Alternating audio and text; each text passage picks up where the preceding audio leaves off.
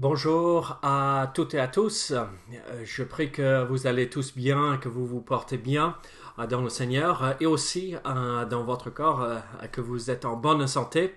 Je vous invite à chanter quelques cantiques avec moi et que le Seigneur nous encourage à travers ces vérités que nous allons partager ensemble en musique.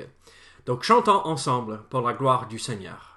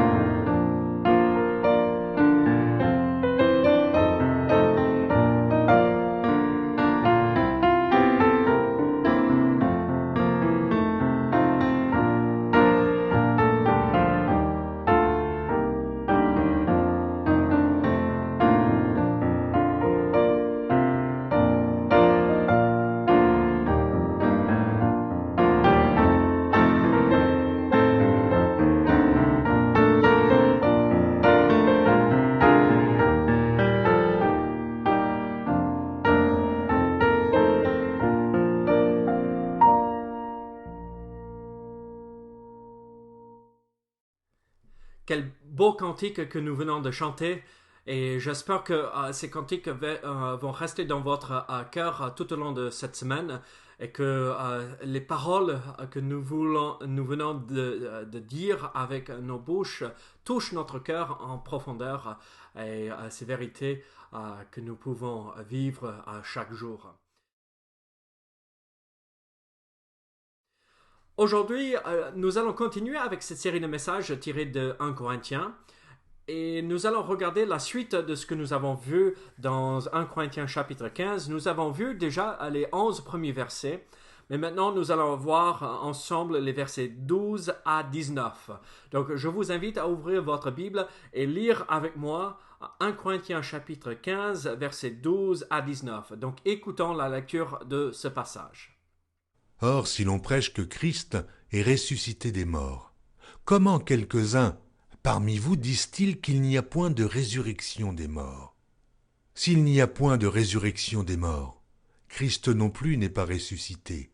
Et si Christ n'est pas ressuscité, notre prédication est donc vaine, et votre foi aussi est vaine. Il se trouve même que nous sommes de faux témoins à l'égard de Dieu, puisque nous avons témoigné contre Dieu qu'il a ressuscité Christ, tandis qu'il ne l'aurait pas ressuscité, si les morts ne ressuscite point. Car si les morts ne ressuscitent point, Christ non plus n'est pas ressuscité. Et si Christ n'est pas ressuscité, votre foi est vaine. Vous êtes encore dans vos péchés, et par conséquent, aussi ceux qui sont morts en Christ sont perdus. Si c'est dans cette vie seulement que nous espérons en Christ, nous sommes les plus malheureux de tous les hommes. Amen, que le Seigneur bénisse la lecture de sa parole. Donc, regardons maintenant un tout petit peu les vérités que nous pouvons apprendre ici dans ce passage et les appliquer à notre vie actuelle. Honnêtement, nous vivons une période très difficile et inédite. On n'a jamais vu ceci auparavant, ou ça fait longtemps, ceux qui sont en vie aujourd'hui n'ont jamais connu quelque chose d'aussi difficile que nous traversons aujourd'hui. Alors, la question vient à l'esprit, mais qu'est-ce qui se passe? Mais est-ce qu'on va pouvoir surmonter cette épreuve? Est-ce que nous allons pouvoir persévérer jusqu'à la fin, tenir ferme jusqu'au bout? Mais et beaucoup de gens perdent espoir aujourd'hui. Le monde vit une défaite énorme actuellement. Plein de gens meurent. C'est triste de voir ce qui se passe. Et on est un peu dépassé par tous les événements. Nous espérons entendre peut-être un jour à la télé chaque nuit, chaque soir on allume la télé pour regarder les infos et on espère entendre que des scientifiques ont trouvé enfin la réponse à ce virus, un vaccin contre ce virus. Mais toutes les nouvelles sont tristes à l'instant. Toutes les nouvelles sont tristes. Mais un jour, et je crois ceci au fond de moi, un jour viendra, le jour viendra où on recevra des bonnes nouvelles. Ils vont trouver le remède contre ce virus. Ils vont trouver le vaccin. Ils développent maintenant des choses pour nous aider à surmonter le problème de ce coronavirus. Et alors, dans la situation actuelle que nous vivons, nous pouvons trouver des parallèles avec le passage que nous venons de lire ensemble dans 1 Corinthiens 15. C'était pareil quand Christ est mort. Les disciples étaient sans espoir, ils étaient dépassés par les événements. Leur maître, leur leader est mort. Ils l'ont crucifié. Il n'est pas juste mort d'une maladie ou de vieillesse ou d'un accident, mais ils l'ont pris, ils l'ont crucifié. Et ils n'avaient pas d'espoir. Ils avaient tous peur, même au moment où il est mort. Ils se sont tous réfugiés dans la chambre haute pour se mettre à part parce qu'ils avaient peur peut-être que les Romains allaient venir les chercher pour les crucifier aussi. Et en fait, pour les disciples, la mort était juste en face. La mort de leur sauveur, leur rabbin, leur rabboni. Jésus. Nous aussi, nous sommes confrontés par la mort aujourd'hui. Et pas que la mort vis-à-vis de ce virus, mais la mort de chaque jour. Après la crucifixion, les disciples avaient compris un seul message. La défaite. Le désespoir. Mais ce message, cette vérité, il y avait une autre vérité qui est intervenue. Le troisième jour, le message est changé de Christ est mort à Christ a vaincu la mort. Christ a anéanti le pouvoir de la mort. Alors, là aujourd'hui, nous nous préparons aussi pour Pâques. La semaine prochaine, nous allons célébrer Pâques. Et c'est le jour où nous nous souvenons de la résurrection de Jésus-Christ. Nous entrons dans cette semaine sainte où nous nous rappelons des événements qui ont eu lieu pendant cette semaine où Christ est mort ici cette semaine. Mais il est ressuscité. Christ n'est pas simplement mort, il n'a pas été simplement crucifié et enseveli, mais il est ressuscité le troisième jour. Dimanche prochain, nous allons célébrer la résurrection des morts de notre Sauveur Jésus-Christ. Mais, en vue de cela, le Seigneur a préparé les choses en avance, où nous arrivons à 1 Corinthiens 15 pour parler et partager cette vérité de la résurrection de Jésus-Christ. On se rappelle que dans l'église de Corinthe, il y avait des gens qui remettaient en question la résurrection. Pas forcément la résurrection de Jésus à l'époque, mais la résurrection des saints. Nous qui ont cru en Jésus-Christ, sa mort, son ensevelissement et sa résurrection. Et ils remettaient en question leur résurrection ultérieure.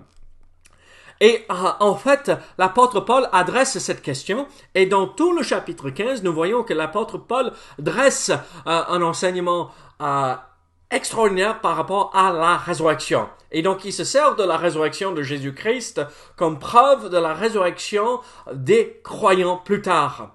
Et donc, la question vient à l'esprit, et si Jésus n'était pas ressuscité? Qu'est-ce qu'on aurait? Comment ça se passerait-il? Quelles sont les choses qu'on pourrait vivre ou comprendre ou voir si Christ n'est pas vraiment ressuscité? Nous le croyons. Nous croyons au profond de nous que Christ est ressuscité. Et c'est pas juste une question, oui, je crois, et une foi aveugle, mais c'est une foi et une croyance basée sur des faits historiques dans lesquels on peut faire confiance.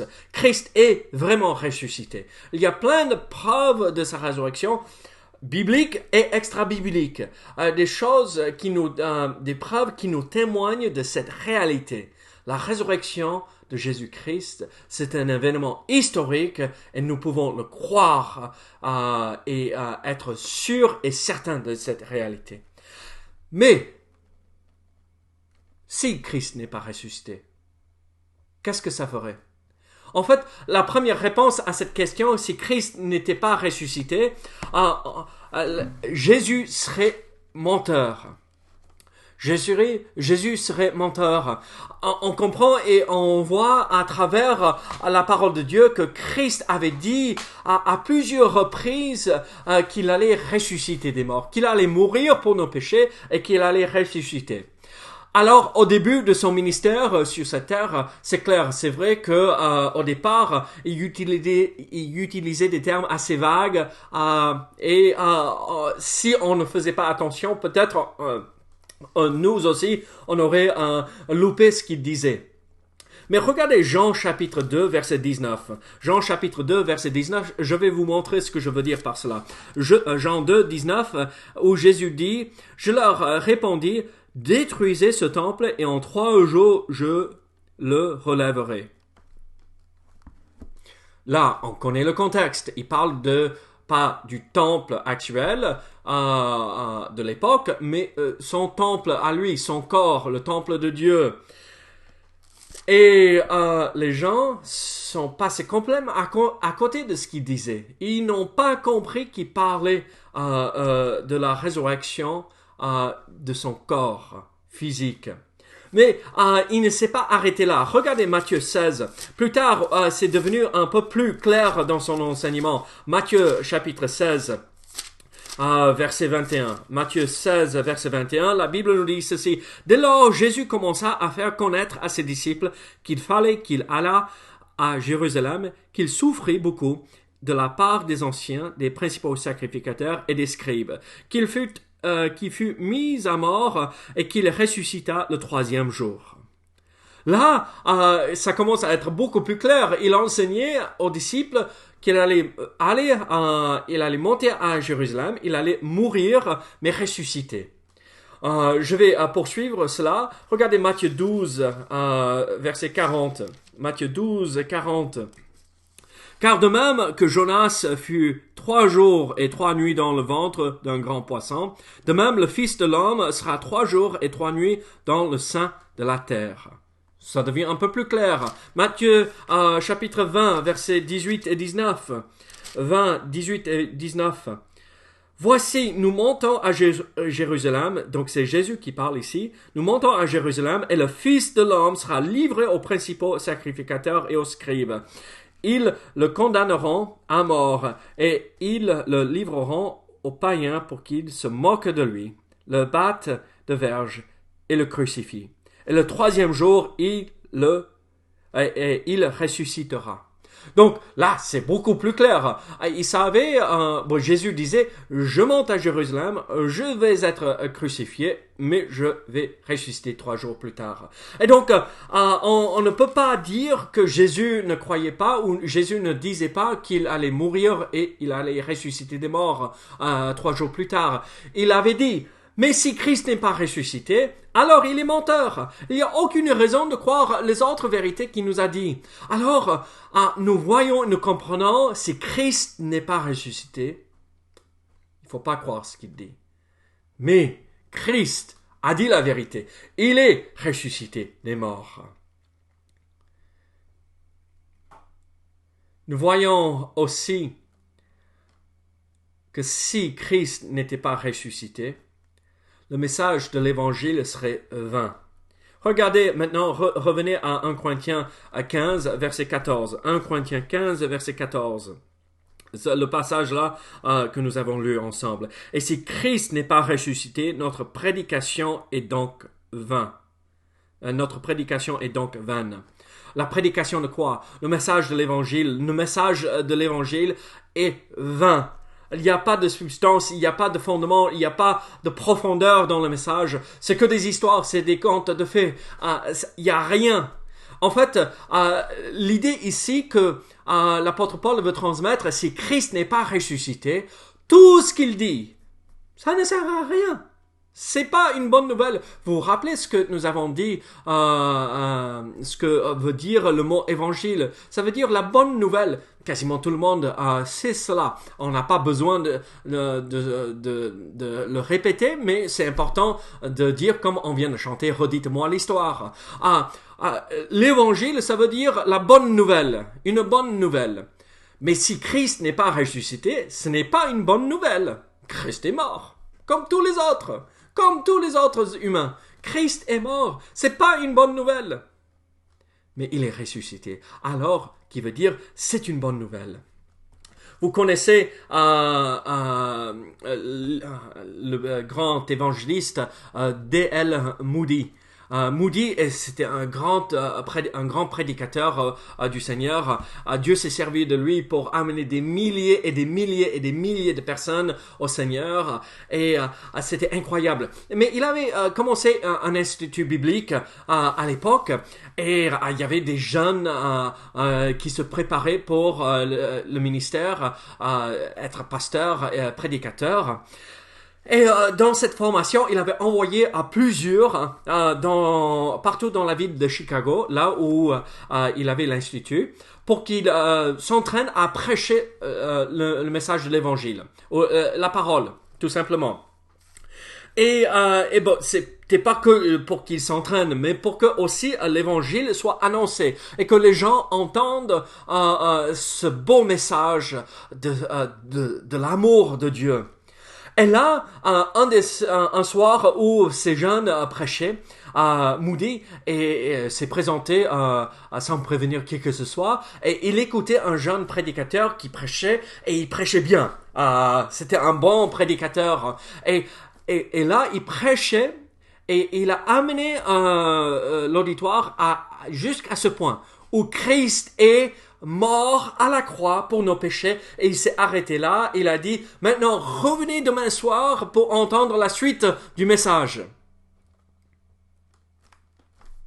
Il s'est arrêté là. Moody a pris ce jeune homme à part à la fin. Il a dit, mais jeune homme, tu sais pas si tu seras là demain soir. Beaucoup qui sont là ce soir ne seront peut-être pas là demain soir. Tu les as donné que moitié du message. Tu ne les as pas donné toute la bonne nouvelle. Moitié d'une bonne nouvelle n'est pas une bonne nouvelle. Si les scientifiques venaient à la télé pour nous dire « on a trouvé », et ils se sont arrêtés là, ils ont trouvé quoi? On a trouvé que le virus est beaucoup plus virulent qu'on pensait, mais alors, quelle bonne nouvelle? On pense que c'est la fin du monde, mais la suite du message, mais on a trouvé le vaccin. Voilà une bonne nouvelle. Sinon, si c'est pas tout le message, c'est pas une bonne nouvelle. Donc, il faut prêcher, oui, Christ est venu. Il est né d'une vierge. Il a vécu toute sa vie, 33 ans sur la terre, en servant le Seigneur, parfait, sans péché. Il est mort à la croix, pas un poteau, mais à la croix, comme la Bible le dit. On a des preuves historiques qui nous démontrent cette véracité, cette vérité.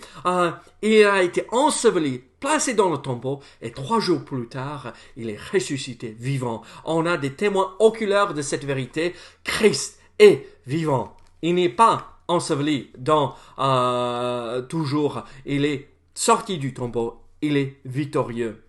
Et donc, Moody a repris ce jeune homme.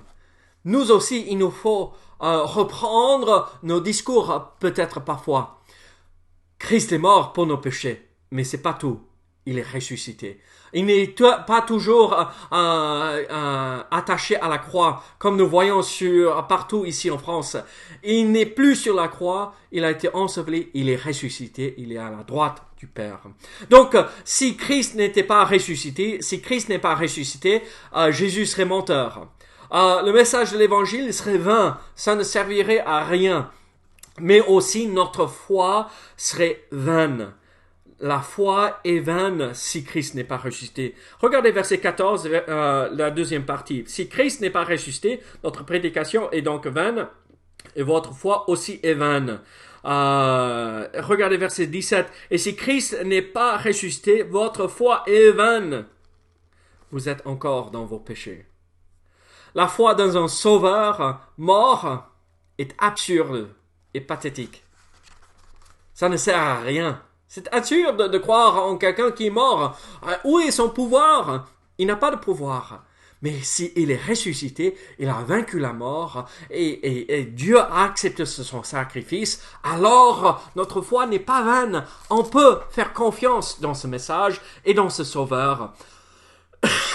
Notre foi est bien placée dans ce sauveur ressuscité. Si Christ n'est pas ressuscité, nous propageons des mensonges aussi. Aujourd'hui, on est en confinement. Combien de temps ça va durer, on ne sait pas. Pourquoi on est en confinement? Parce qu'on ne veut pas propager ce virus. On ne veut pas que nos hôpitaux, le système médical ici en France soit complètement achevé ou mis à genoux à cause du nombre de gens qui sont malades. Donc, on fait de notre mieux, on souffre à l'instant pour ne pas souffrir plus tard, pour pas tout casser. Et donc, qui ne voudrait pas être en liberté, pouvoir sortir et faire ce qu'il veut. Tout le monde voudrait reprendre leurs activités normales. Mais on se limite parce que nous ne voulons pas propager ce virus.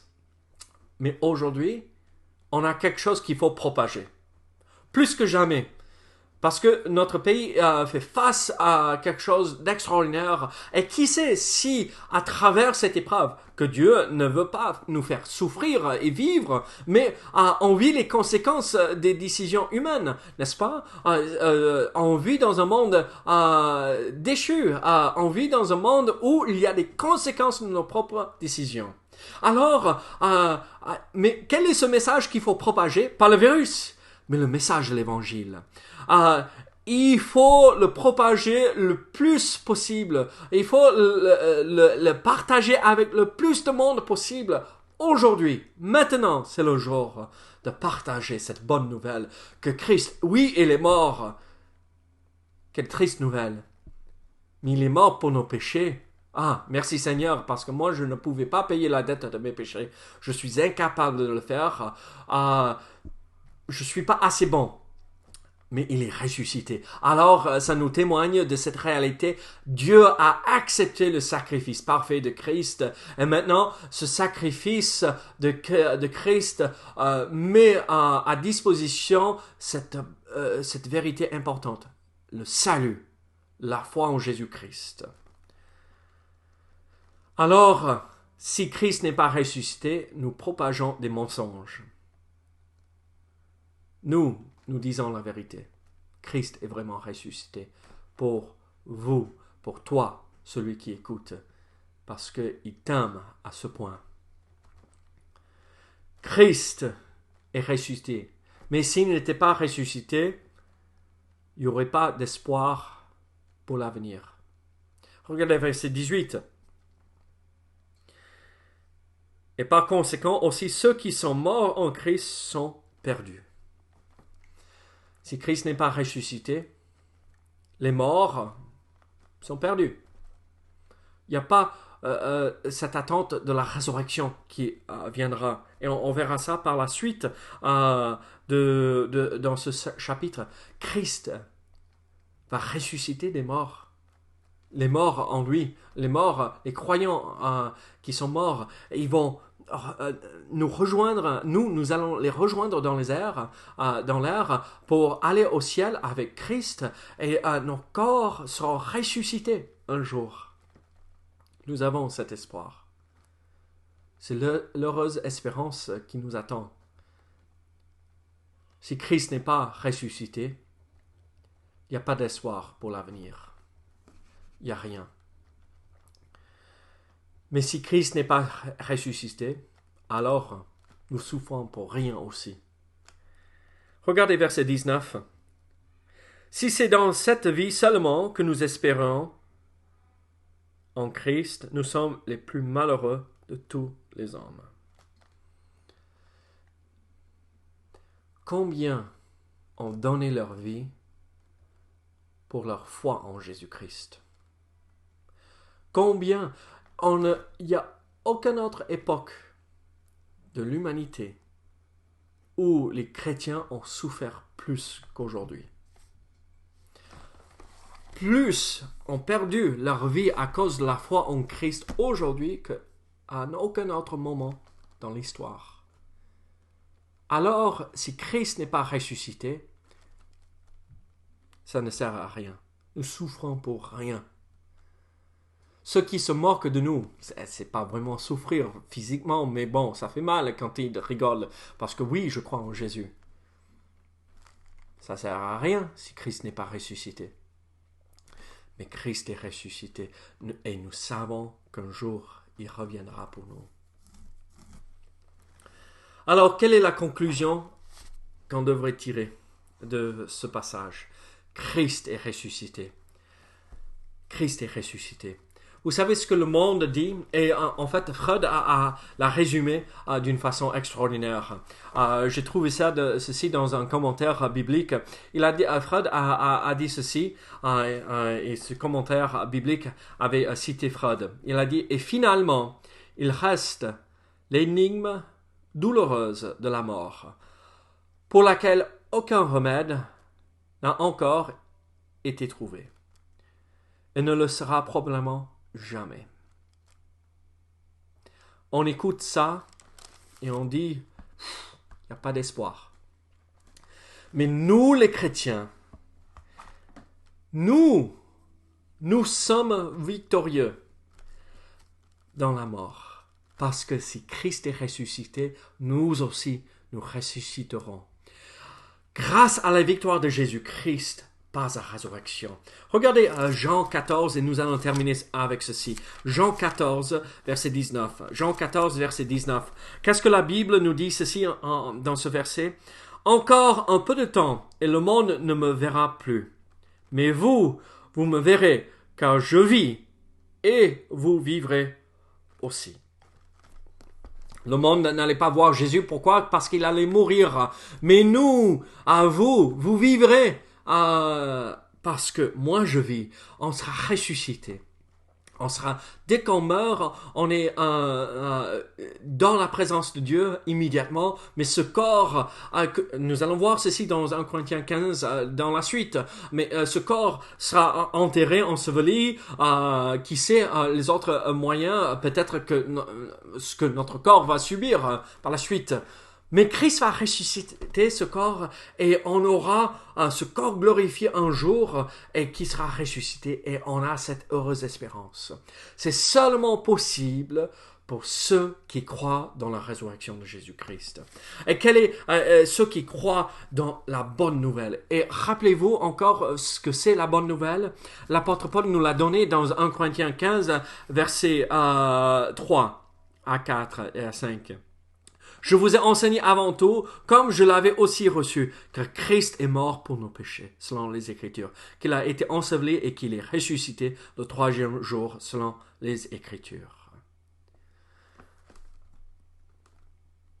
Vous voulez une bonne nouvelle? Christ est mort. Ça, c'est pas une bonne nouvelle. Mais Christ est ressuscité. Voilà le message entier. Voilà la bonne nouvelle. Avez-vous placé votre foi en Jésus-Christ? Avez-vous accepté le message de l'Évangile comme vérité? Avez-vous confessé vos péchés? Christ est mort pour vos péchés. Seigneur, je reconnais que ma vie passée, j'ai fait des choses qui t'ont offensé. C'est péché. Seigneur, je les confesse. Seigneur, je crois que tu es venu. Tu t'es incarné. Tu es venu, tu as vécu sur la terre, tu es mort à la croix pour mes péchés et tu es ressuscité 3 jours plus tard. Je le crois, Seigneur, aide-moi à vivre pour toi. Entre dans ma vie, je t'accepte comme sauveur. Si nous croyons cela, Dieu nous sauve et nous donne la vie éternelle. Le message qui va avec 1 Corinthiens 15, versets 3 et 4, la bonne nouvelle, c'est le message de l'Évangile aussi, la bonne nouvelle qui se retrouve dans Jean 3, 16. Car Dieu a tant aimé le monde qu'il a donné son Fils unique afin que quiconque croit en lui ne périsse point, mais qu'il ait la vie éternelle. Le message de l'Évangile, c'est un message d'espoir, c'est un message d'amour, c'est un message d'aujourd'hui face à tout ce que nous vivons et nous traversons.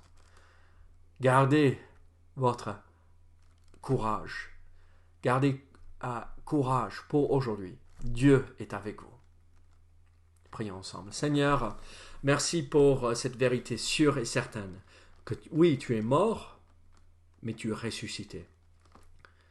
Gloire à toi. Seigneur, merci que tu as vaincu la mort et tu es sorti du tombeau vainqueur en ayant eu la victoire sur le péché et la mort. Seigneur, je prie que si quelqu'un qui écoute ce message ne te connaît pas, qu'il confesse ses péchés, qu'il reconnaisse qu'ils ont besoin d'un sauveur, qu'il vienne à toi, qu'il croit que tu es mort à la croix, enseveli et ressuscité 3 jours plus tard. Et Seigneur, qu'ils confessent cela de leur bouche en croyant ce message si merveilleux. Seigneur, béni sois-tu. Seigneur, merci pour cette période où nous entrons en célébration pour la Pâque. Tu es ressuscité. Au nom de Jésus. Amen. Que le Seigneur vous bénisse et vous garde. N'oubliez pas de noter les références pour la lecture de cette semaine et chantons ensemble une dernière fois avant de se quitter. Que le Seigneur vous encourage. Ne perdez pas courage. Le confinement terminera un jour. On ne sait pas quand, mais un jour, on va pouvoir se retrouver. Que Dieu vous bénisse. Au revoir.